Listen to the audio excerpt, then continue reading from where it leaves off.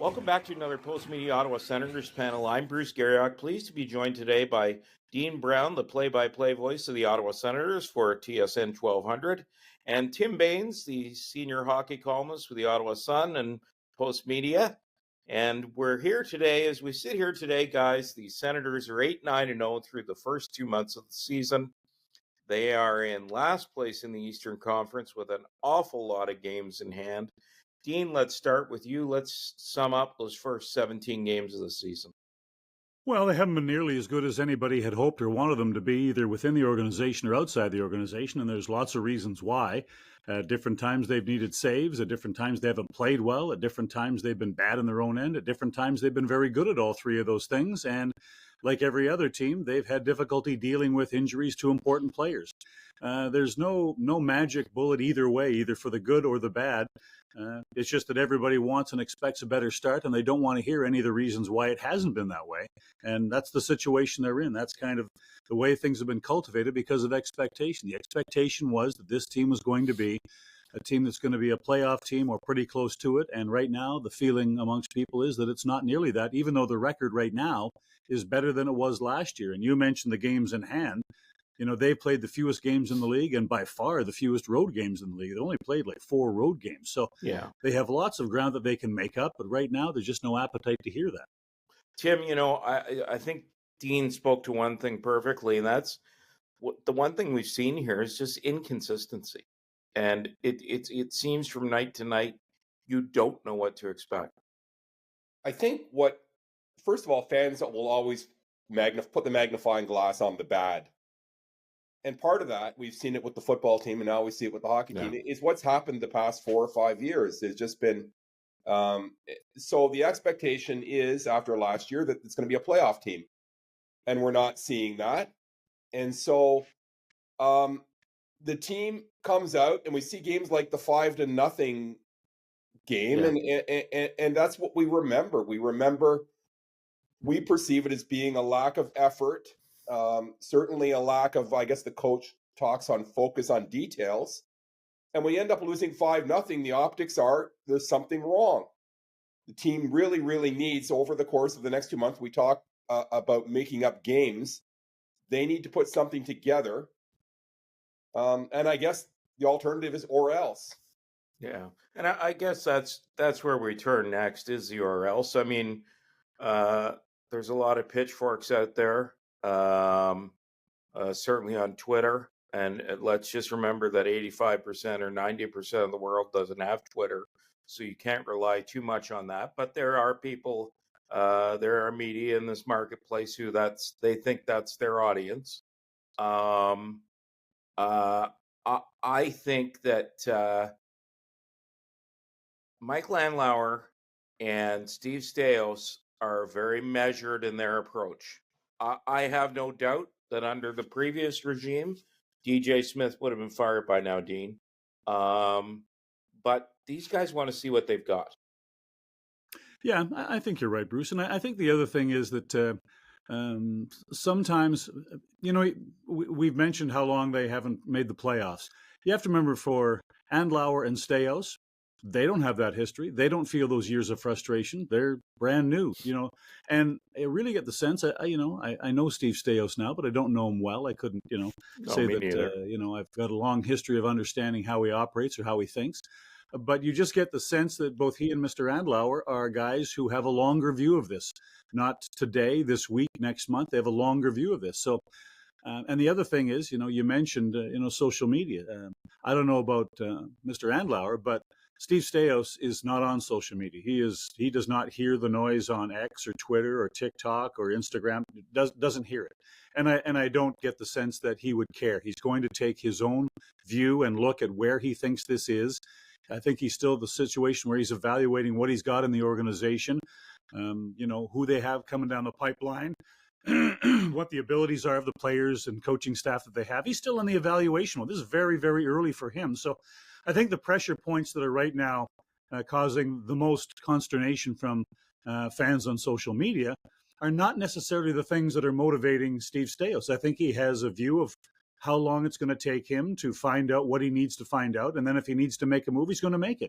But I think that people who and we've all encountered many of them. They got to do something. Well, no, they don't got to do something. They'll do it.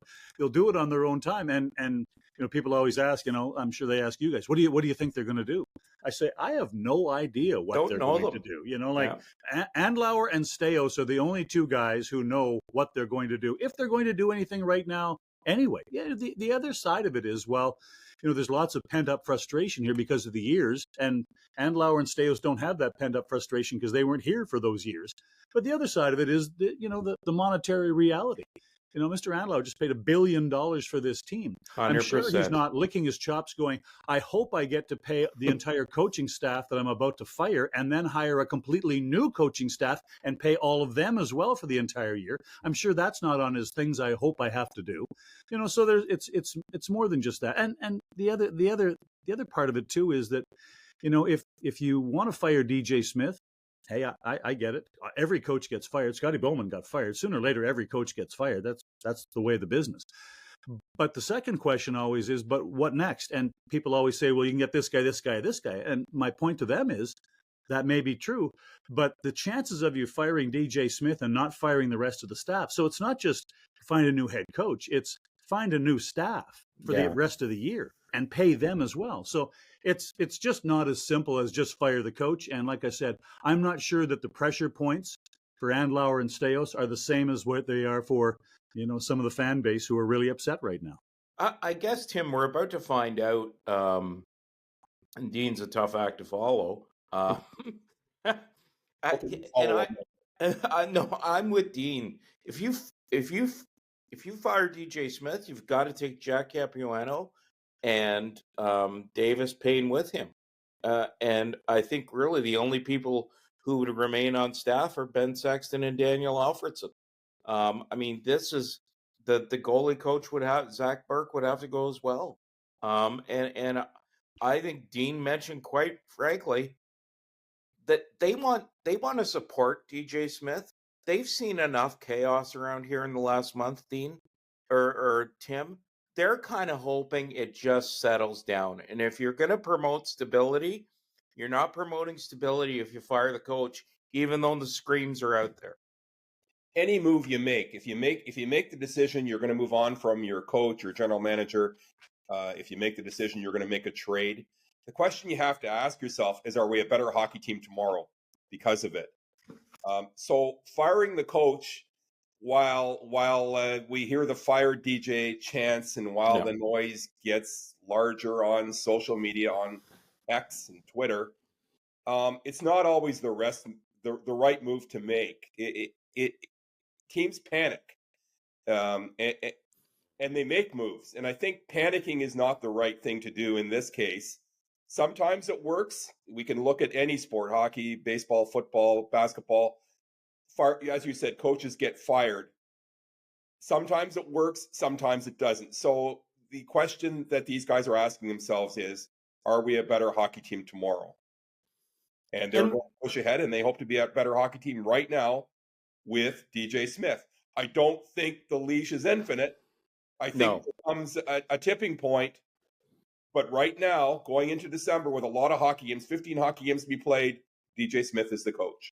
And I think since Pierre Dorion got fired, and I said this to Steve Staios a few days ago, I think what's happened here is since Pierre Dorion got fired, guys, every loss has become a referendum on the coaching staff. It's gone from Pierre Dorion to now the coaching staff, right? Like every loss was a referendum on Pierre Dorion and DJ Smith before Pierre got fired. Now it's just moved to DJ Smith. And you're right about that, Bruce. And the other thing is, with DJ Smith as the head coach, up until now, we've never really wondered what the identity of this team was. It's always been a hardworking, aggressive, physically pugnacious team. Now they're not. Now I think, and I mentioned this on our pregame show on TSN 1200 for the last game, Now I think this team, whether they know it or not, has the mentality that they can score their way out of problems because now they're a pretty good offensive team. But the reality is this is now a different team. The last 4 years, this team has been either number 1 or number 2 in the league in hits. Right now in hits per 60, they're 13th. And before that last game where there was lots of hits, they were 17th. So at best they are the middle of the pack team as far as physicality goes. And that is primarily not because the coaches have told them to stop hitting. Believe me, they have not told them that. But in the changes made to this team, you've got a team now that is just not as pugnacious. Kubalik is an addition, not a pugnacious player. Tarasenko is an addition, not that kind of player. Norris is back, not that kind of player. So when you don't have guys like, Kaslik in the lineup and Greg in the lineup, and you've changed other positions, this team is now a different kind of team. And I think that although it seems like the wrong time to be searching for your identity, I think one of the other things that we have to bring into the mix here is I think down deep, they are kind of searching for their identity again, because if they think that they're a good enough offensive team that they can score their way out of problems, I think that's folly to think that way.